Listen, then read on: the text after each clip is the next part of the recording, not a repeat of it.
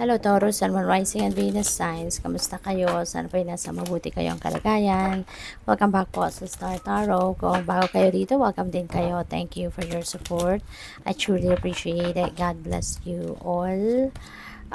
First message ninyo is for general life. So we have High Priestess. Ayan. So this is a reminder para sa'yo. You know, na yung intuitive abilities ninyo, your psychic abilities are on point sa ngayon. Kaya, maraming downloads, no? Yung dadating sa inyo sa ngayon. Kaya take advantage of that. Maraming guidance, maraming divine guidance, intuitive messages and nudges are coming your way sa ngayon. Kaya ito yung paalala sa inyo na anuhin ninyo, tawag dito, pansinin ninyo, pakinggan ninyo, no? Kung ano man yung gabay, no, na binibigay sa inyo or pinaparating sa inyo ng divine universe.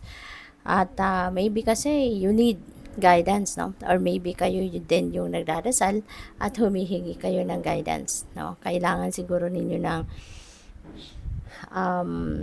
kailangan ninyo rito ng clear direction, kailangan siguro ninyo ng kailangan ninyo ng clarity of thought, maaaring ganon. Kaya maybe you're praying for guidance. And ito na yun, ibibigay na sa'yo. So it's just up to you now to access, no? That guidance. Kaya pakinggan ninyo yung inyong intuition. At paniwalaan ninyo, huwag ninyong pagdudahan.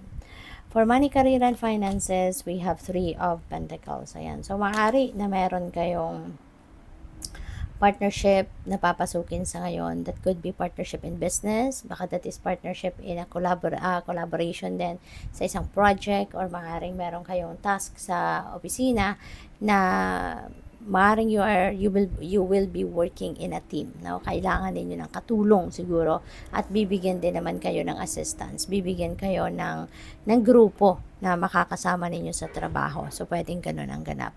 And if you also have plans, no? Baka meron kayong plano mag-apply ng trabaho, or mag-apply ng trabaho abroad, or mag-put up na sarili ninyong negosyo, or baka mag-change kayo ng career path. So whatever that is, no, na iniisip ninyo, you are also being called now to take action. Kasi maaaring nandiyan na, no, yung opportunities, nandiyan na yung various possibilities, maybe it's showing up for you already. Kaya eto, nire-remind kayo na it's about time na for you to look into it and take action. Kasi habang nandiyan dyan yung oportunidad, no, mag-take action na kayo. Okay? So, for your relationships, for your relationships, meron tayong justice. Ayan. So, kung ano ang para sa'yo, makukuha ninyo yan. Okay?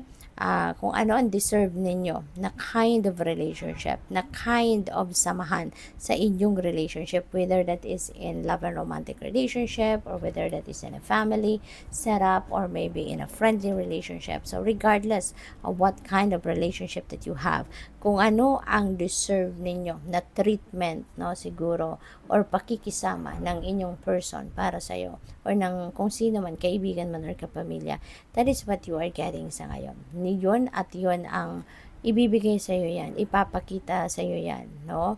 Yun ang gagawin ng mga tao sa paligid ninyo. So, this is really beautiful. At kung ano yung, kasi yun ang deserve ninyo, so yun ang makukuha ninyo, yun ang mararamdaman ninyo. And also, there will be balance, no? There will be balance. Napakaganda. Kasi maaari na magkakaroon din dito ng balance, hindi lang sa loob ng relationship ninyo, or kundi sa lahat, sa all areas of life, magkakaroon kayo ng balance. So, you will have time, no? You will have time siguro ngayon, more siguro sa relationships ninyo. Kasi baka ito yung area of life na neglected ninyo, no, for quite a bit na. So, pwedeng ganun ang sitwasyon dito. So, tingnan natin kung ano pa ang mensahe para sa inyo, final messages ninyo. And by the way, maraming salamat po for everyone who have subscribed already in my channel. Thank you. At sa hindi pa po nakakapag-subscribe, subscribe na po kayo. At everyday po ako nag-upload. So, maraming salamat din po sa lahat ng nagdo-donate sa aking channel. Everyone who are sending me super thanks, donation, maraming salamat. And for those who are not skipping the ads, maraming salamat din po sa inyo for your time and for your support. We have gratitude. Ayan, ako din, no? Buong puso ako nagpapasalamat sa inyong lahat, no? Na nandito sa aking channel, nagvi-visit sa aking channel at nandito, no? At sumusuporta sa akin. Ako'y laging nagpapasalamat po sa inyo. I am wholeheartedly thanking you for that. So, ito din ang message para sa inyo. Be grateful for abundance. Live in appreciation for what you have and more good things will come. Ayan, the more na you are grateful, the more na nagpapasalamat ka lagi sa mga biyaya na meron ka, for abundance, for prosperity, for all the blessings that you are receiving, the more na nagpapasalamat ka, taos puso ka nagpapasalamat sa Divine Universe, makakaasa ka na there will be more of it na ipapadala sa inyo. Kapag grateful ka for anything and everything that you receive in your life, mas marami pang ibibigay sa iyo. Mas marami pang ireregalo sa inyo ang Divine Universe. You will be sent blessings, no? Abundance, prosperity, at kung ano-ano pang good things, no, ang ibibigay sa iyo. Kaya huwag kayong makakalimot na magpasalamat for anything and everything, no, na binibigay sa inyo. We have a quest. Be bold and mighty forces will aid you. Take action. Good luck favors the brave. Yan. So, maaaring may hinahanap ka ngayon. Maybe you are looking for peace, maybe you are looking for your purpose in life, maaring naghahanap ka ng tranquility, ng serenity, so whatever that is na hinahanap mo, you will be supported, no, by the Divine Universe. You will be sent guidance, no, kaya nga meron kayong High Priestess, kasi kung ano man itong mission mo sa buhay sa ngayon, whatever this is that you've been looking for, tutulungan ka ng Divine Universe na mahanap mo yon. Okay? So, kaya yun, kailangan mong makinig lagi sa inyong intuition so that you will be guided accordingly. You will be guided towards the path kung saan mo mahahanap ang kung ano man ang inyong hinahanap. Okay?